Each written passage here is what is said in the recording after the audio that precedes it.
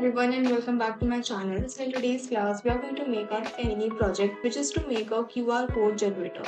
अब QR code generator बनाने के लिए हमको बेसिकली एक लाइब्रेरी की यहाँ पर ज़रूरत पड़ती है जिसका नाम होता है QR कोड। सो ये लाइब्रेरी की हमको ज़रूरत पड़ती है। नाउ लाइब्रेरी को यूज़ करने से पहले we have to install that. तो लाइब्रेरी को इंस्टॉल करने के जो भी हमारे पास स्टेप्स हैं उसको भी हम आज की क्लास में कवर अप करने वाले हैं। सबसे पहले if you are working on Windows then you have to press Windows plus R. तो आपके पास कुछ इस तरीके का एक बॉक्स ओपन होगा जिसमें यहाँ पर cmd कमांड ऑलरेडी रिटन है।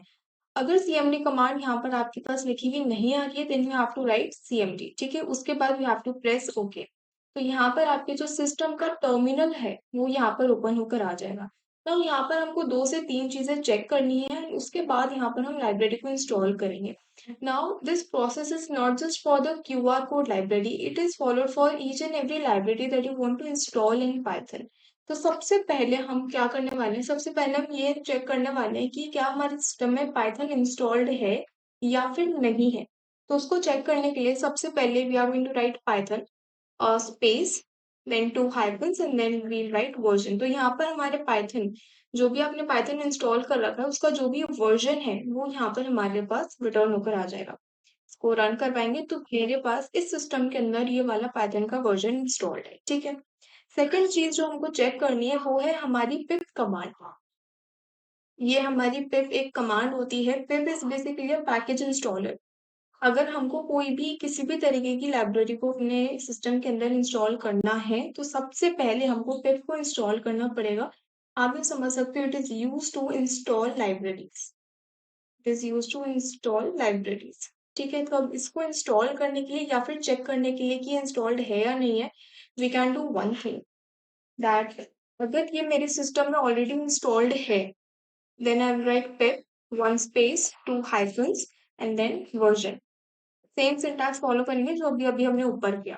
तो यहाँ पर ये मुझे इसकी सबसे पहले तो वर्जन रिटर्न करके दे देगा, उसके बाद ये इसने कहाँ से लिया है ये पूरा का पूरा जो मेरे पास पाथ है इसको रिटर्न कर दे देगा। फिर बेसिकली जब हम पाइथन को इंस्टॉल करते हैं तो उसी के साथ साथ इंस्टॉल हो जाता है। लेकिन कभी कभार कुछ केसेस में क्या होता है कि हो सकता है कि पिप इंस्टॉल नहीं हो रहा हो। तो उस केस में आप क्या कर सकते हो, you can simply write a command जिसको हम बोलते हैं पाइथन। पाइथन लिखना है 1 space then hyphen then m then another space then you have write ensure pip। There is no space in between and उसके बाद 1 स्पेस 2 हाइफन्स एंड अपग्रेड। मैं आपको ये प्रॉपर फॉर्मेट में लिखकर भी दे दूंगी in the description box so that you can just copy and paste from there. ठीक है, तो ये पर्टिकुलर कमांड हमको यूज करनी पड़ती है टू इंस्टॉल पिप। अगर हमारे पास पिप इंस्टॉल्ड नहीं है तो उस केस में हम इस कमांड को रन करवा सकते हैं। मेरे सिस्टम में ऑलरेडी इंस्टॉल्ड है, जब मैंने पाइथन इंस्टॉल करा था तो ये उसी के साथ इंस्टॉल हो गई थी। तो we don't have to download it once again. ठीक है, थर्ड चीज एंड द मोस्ट इंपॉर्टेंट चीज जो हम करेंगे that is to install the library. तो किसी भी लाइब्रेरी को इंस्टॉल करने के लिए सबसे पहले we have to write pip install and then the name of the library. So आज हम बना रहे हैं QR कोड जनरेटर जिसके अंदर हमको जो लाइब्रेरी की नीड है that is QR code. QR code को हम ऐसे ही नहीं लिख देंगे, इसी के साथ साथ हमें एक पिल इसके अंदर यहाँ पर पास करना पड़ेगा। पिल इज बेसिकली द पिलो। ठीक है, उसको भी हम अपने QR कोड के अंदर यहाँ पर यूज कर रहे होते हैं। तो इसको यहाँ पर जैसे हम एग्जीक्यूट करेंगे तो यहाँ पर इसका ये इंस्टॉलेशन प्रोसेस स्टार्ट होकर यहाँ पर कंप्लीट हो गया है। ठीक है, now there are 2 more commands related to this library only. तो हमारे पास सबसे पहली कमांड तो आती है कि हमने इंस्टॉल कर लिया। नाउ लेट्स से कि मैंने जो वर्जन इंस्टॉल कर रखा था मैंने वो बहुत पहले इंस्टॉल करा था एंड अब उस पर्टिकुलर लाइब्रेरी का एक अपडेटेड वर्जन अवेलेबल है। तो किसी भी लाइब्रेरी को अगर मुझे अपडेट करना है विदाउट अनइंस्टॉलिंग, मुझे अपडेट करना है तो उस केस के अंदर we can simply write pip install 1 space 2 hyphens upgrade and then the name of the library. So in this case we are having QR code तो मैं वो ही लिख दूंगी। अब यहाँ पर मेरे पास जो दोनों के दोनों वर्जन है वो सेम है क्योंकि मैंने अभी इंस्टॉल करा है और अभी मैं इसको अपग्रेड कर रही हूँ। ओके, सो यहाँ पर हमारी जो कमांड है उसमें थोड़ी सी स्पेलिंग एरर हो गई है। Upgrade and 1 space and QR code. Okay, तो यहाँ पर हमारे पास क्या हुआ है, जो वर्ज़न पहले इंस्टॉल करा था, क्योंकि अभी-अभी हमने इंस्टॉल किया है, तो अभी जो वर्ज़न है, वही मेरे पास अवेलेबल है। मतलब मैंने जो वर्ज़न अभी इंस्टॉल करा है, it is the updated version. Okay. अब इसके बाद हो सकता है कि मुझे अपनी लाइब्रेरी की नीड ही नहीं है। तो लाइब्रेरी की अगर नीड नहीं है, सिंपली अनइंस्टॉल आवर लाइब्रेरी। अब किसी भी लाइब्रेरी को अनइंस्टॉल करने के लिए वी हैव टू राइट पिप। जैसे हम इंस्टॉल लिखते थे, वैसे ही हमको अनइंस्टॉल लिखना है, अनइंस्टॉल, एंड उसके बाद हमारी लाइब्रेरी का name which is QR code. इसको हम एग्जीक्यूट करेंगे एंड ये हमारे पास अनइंस्टॉल हो जाएगी। लेकिन अनइंस्टॉल करने से पहले it will ask us that are you sure you want to uninstall it. So हम यहाँ पर वाई प्रेस करेंगे, दैट मीन्स यस। तो अब यहाँ पर आ रहा है सक्सेसफुली अनइंस्टॉल्ड क्यूआर कोड 8.2। यहाँ पर एक्चुअली हमको एक चीज करके देखनी थी जो मैं नहीं कर पाई फिलहाल। सो एक बार वापस से अपनी लाइब्रेरी को इंस्टॉल कर लेंगे, क्यूआर कोड, यस।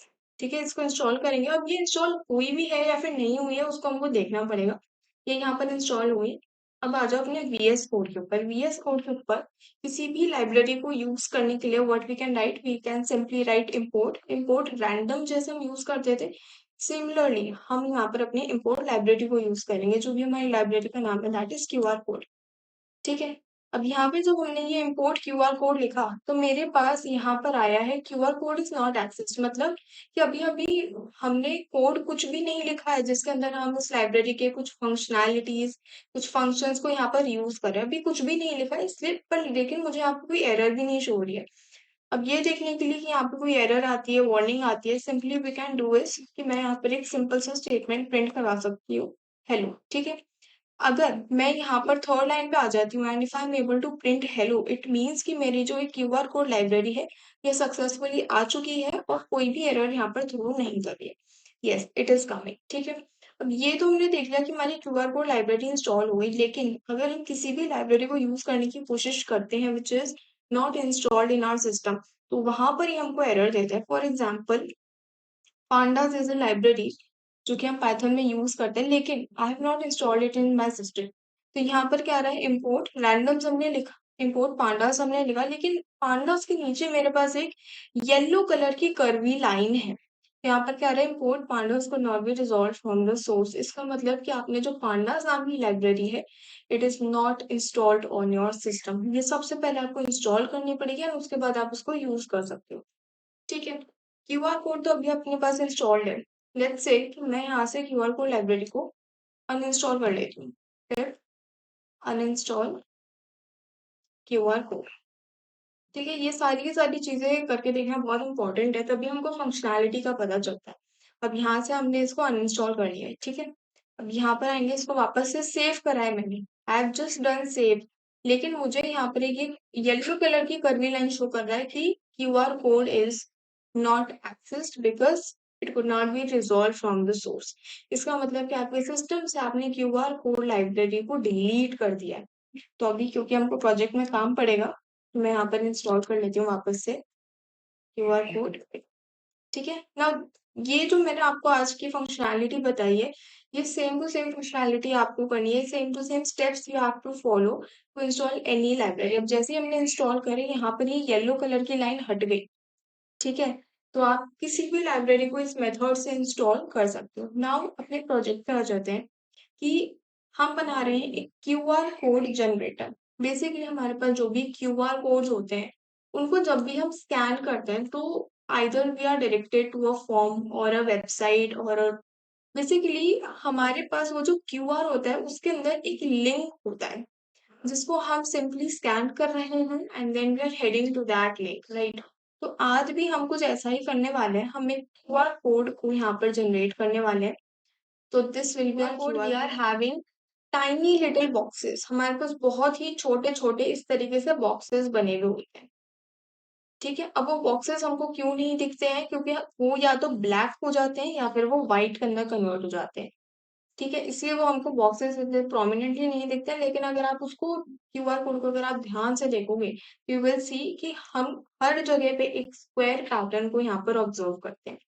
ठीक है। तो इसको सबसे पहले लिखना स्टार्ट कर देते हैं अपने, यहाँ पर अपने इंपोर्ट कर लिया अपनी लाइब्रेरीज को। तो अब सबसे पहले मैं यहाँ पर लिखने वाली हूँ डेटा। अब यहाँ पर वो डेटा कौन-सा है? डेटा ये यहाँ पर वो डेटा है कि जैसे ही मैं अपने क्यूआर कोड को स्कैन करूँ, where I want to head forward. हम जब भी क्यूआर कोड को स्कैन करते हैं या तो कोई भी गूगल फॉर्म का लिंक खुल जाता है या फिर कोई भी वेबसाइट पे हम जा रहे होते हैं या फिर बेसिकली कुछ भी एक साइट होती है जो हमारे पास ओपन होकर आ जाती है या फिर पेमेंट गेटवे होता है, तो वो सारी की सारी चीज़ होती है। तो आज हम यहाँ पर एक लिंक लेने वाले हैं which is of YouTube only. तो हम अपने ही चैनल का यहाँ पर लिंक ले लेते हैं। आप यहाँ पर कोई भी अगर गूगल फॉर्म बना रहे हो तो आप किसी गूगल फॉर्म का भी लिंक यहाँ पर शेयर कर सकते हो। यहाँ पर हमने नए चैनल का ही लिंक ले लेंगे। The rate Priya CS lectures. ठीक है, तो ये पूरा का पूरा लिंक हमने यहाँ पर ले लिया है। मेक श्योर कि आप यहाँ पर जो भी लिंक लिख रहे हो या फिर जो भी लिंक पेस्ट कर रहे हो वो कंप्लीटली वैलिड होना चाहिए, नहीं तो हमारा क्यूआर कोड काम नहीं करेगा। ठीक है, इतना काम हमने कर लिया। सो बेसिकली यहाँ पर हमने डेटा नाम का एक वेरिएबल बनाया है which is use to store the content we want inside the QR. ठीक है, अब यहाँ पर हमको एक सेकेंड चीज बनानी है। एक वेरिएबल बनाएंगे क्यूआर।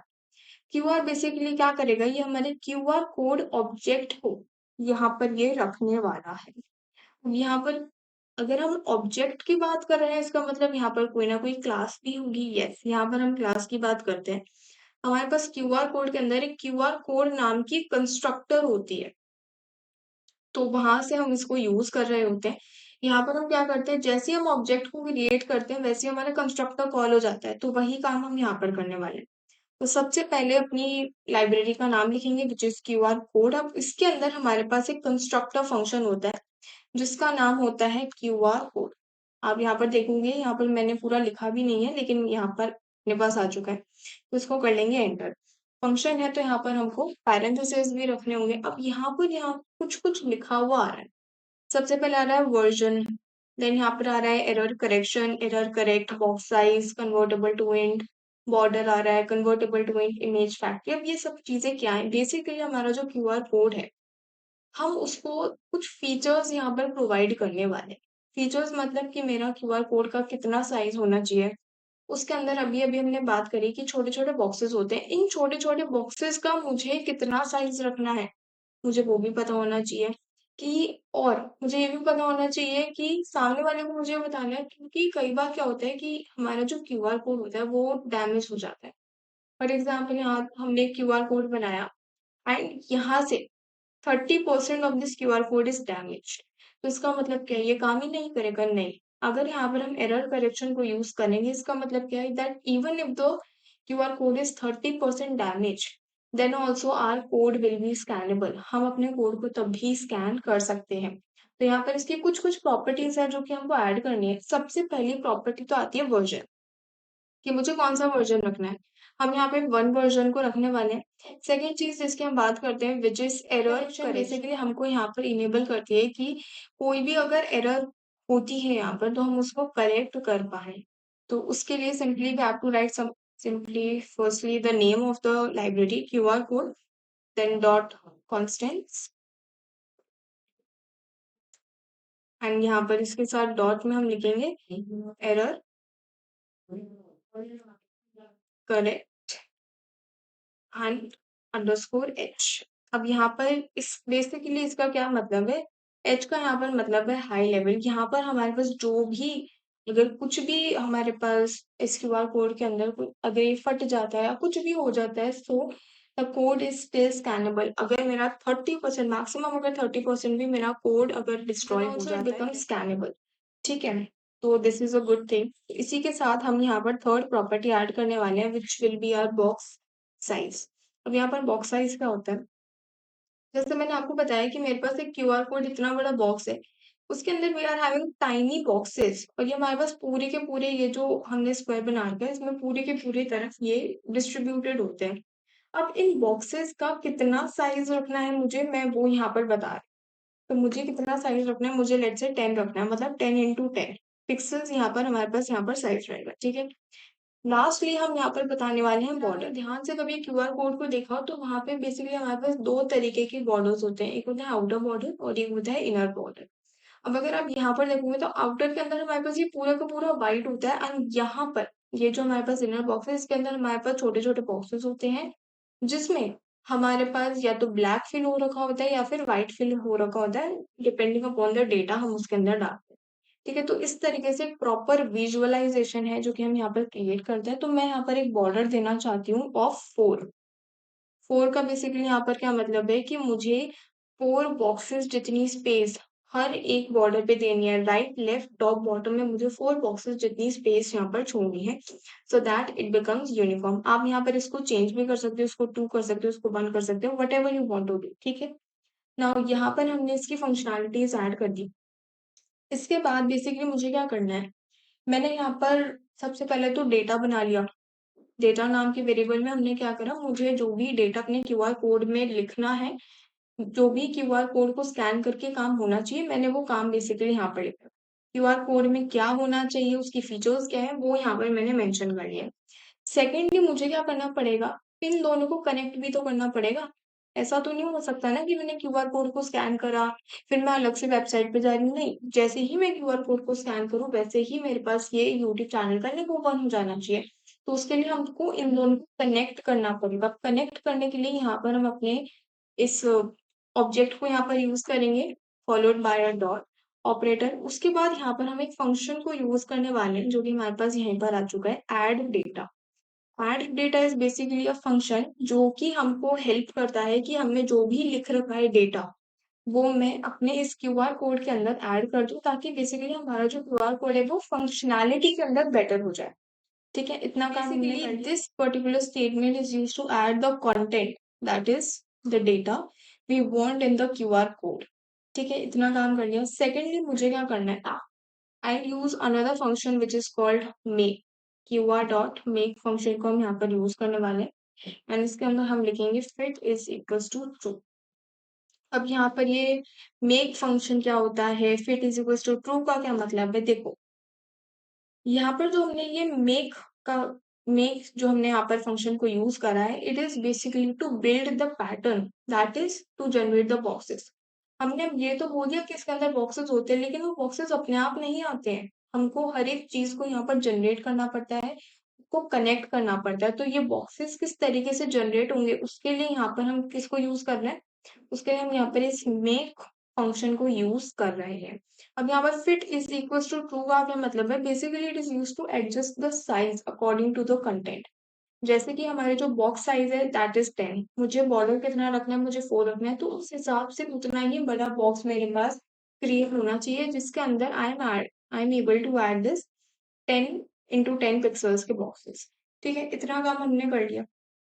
नाउ नेक्स्ट काम मुझे क्या करना है, अब मेरे पास मेरे जो डेटा है ये अपने क्यूआर कोड के अंदर ऐड कर लिया। क्यूआर कोड का पैटर्न हमने यहाँ पे डिजाइन कर दिया, this is basically to design the pattern of QR code.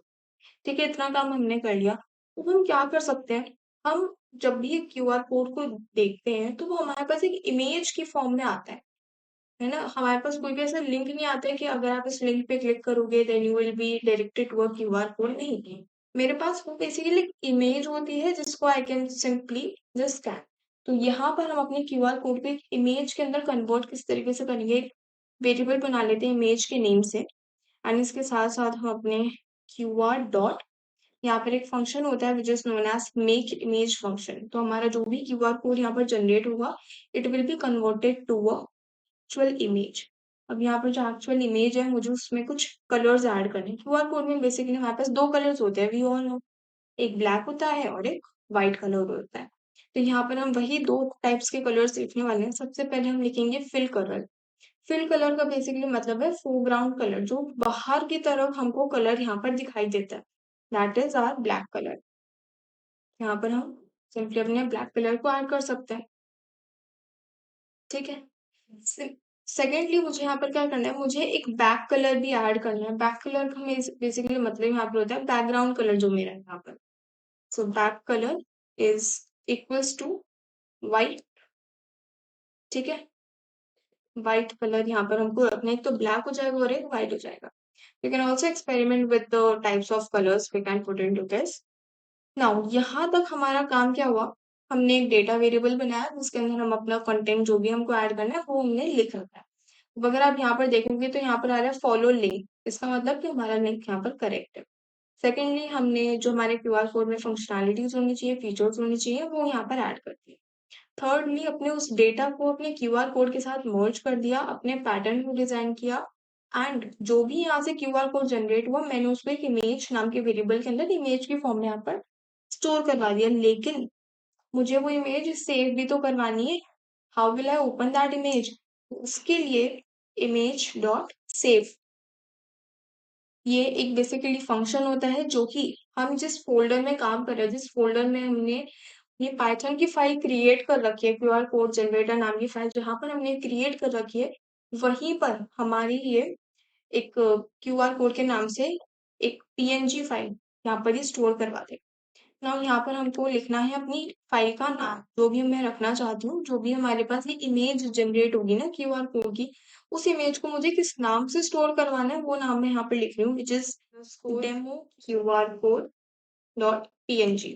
ठीक है, पीएनजी फॉर्मेट में हम अपनी फाइल को यहाँ पर अपनी इमेज को बेसिकली यहाँ पर अपन स्टोर करवा रहे हैं। अब यहाँ पर हमारा जो कोड है वो यहाँ पर एंड तो हो गया, लेकिन हमको यूजर को ये भी तो बताना है that yes your image is generated. तो यहाँ पर we can simply print, user can come to know कि हाँ मेरा जो ये पूरा का पूरा कोड है ये सक्सेसफुली एग्जीक्यूट हो चुका है। So we can simply print QR code generated and saved as. यहाँ पर हम अपनी फाइल का नाम भी लिख सकते हैं कि जिस नाम से आपने अपनी फाइल को सेव करा है, push.png। ठीक है, इतना काम यहाँ पर इसको सेव कर लेंगे। Now let's open the file explorer. यहाँ पर बेसिकली हमने 3 फाइल्स बना रखे हैं, एक ऑडी1 है, एक क्यूआर कोड है एंड तीनों की तीनों हमारे पास बेसिकली पाइथन की files. Save this and run it. Yes, तो अब यहाँ पर क्या हुआ, हमारे पास जो पहले यहाँ पर 3 पाइथन की फाइल्स थी, अब मेरे पास एक न्यू फाइल क्रिएट हो गई है विच इज अ इमेज। हमारे पास ये यहाँ पर demo QR code dot PNG नाम का एक स्कैनर है जो कि हमने यहाँ पर क्रिएट किया है। ऑल्सो हमारे टर्मिनल में यहाँ पर एक स्टेटमेंट प्रिंट हुआ है जो कि हमने यहाँ पर प्रिंट करवाया था, generated and saved as demo QR code dot PNG. ठीक है, तो यहाँ पर अगर हम देखेंगे तो इस तरीके का हमारा जो ये पूरा का पूरा कोड है ये जनरेट हुआ है। नाउ अगर हम यहाँ पर देखेंगे जो हमने लिख रखा है box size is equal to 10, यहाँ पर 10 का क्या मतलब है, हमने देखा था इट मीन्स 10 × 10 पिक्सल्स।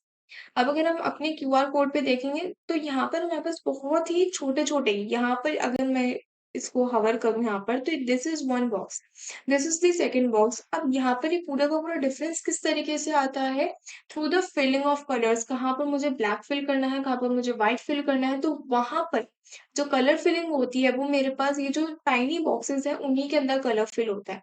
अब अगर हम यहाँ पर देखें तो लेट्स से यहाँ पर 1 2 3 4 5 6 7 अप्रोक्सीमेटली यहाँ पर 7 बॉक्सेस है। तो अगर मैं वो 7 बॉक्सेस के अंदर यहाँ पर ब्लैक फिल कर दूंगी तो वो मेरे को एक थिक लाइन सी दिखेगी। और अगर मैं चारों डायमेंशंस के अंदर वही सेम चीज कर लूंगी तो it will become a square of black colour. तो वही सेम चीज हम अपनी क्यूआर कोड के अंदर रिपीट कर रहे हैं। यहाँ पर अगर हम देखेंगे बॉर्डर इज इक्वल टू 4, इसका मतलब क्या है कि मेरे पास जो बॉर्डर पे है, मतलब यहाँ जो मेरे पास कॉर्नर पे जो 4 बॉक्सेस हैं they should resemble the border. तो मेरे पास यहाँ से भी 4 बॉक्सेस का स्पेस है, यहाँ से भी 4 बॉक्सेस का स्पेस है। वो स्पेस प्रॉपरली विजिबल नहीं है बिकॉज हमने उसको एक कलर दे दिया है विच इज व्हाइट कलर। ठीक है, तो इस तरीके से हमारा ये स्कैनर काम करता है। You can also scan this code to see whether it is working properly or not. So yeah, that's all for today. Subscribe the channel if you are new to the channel and don't forget to hit the bell icon.